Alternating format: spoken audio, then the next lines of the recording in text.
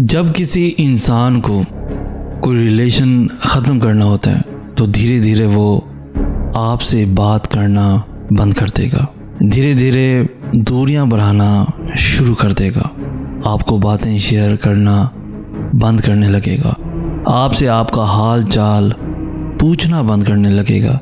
आप जब उससे हाल चाल पूछोगे तो चिड़चिड़ाने लगेगा, कॉल या मैसेजेस का रिप्लाई लेट करने लग जाएगा या कई दिनों के बाद करेगा। और एक वक्त तो ऐसा आएगा जब आपके कॉल और मैसेजेस को उठाना या देखना भी बंद कर देगा।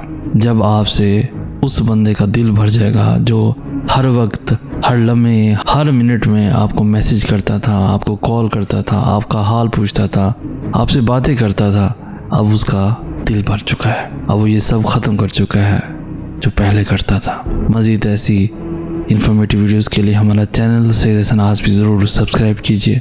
हमें कहते हैं सैयद एहसान आस। हम मिलेंगे नेक्स्ट वीडियो में, तब तक के लिए अल्लाह आपका हामी नासिर।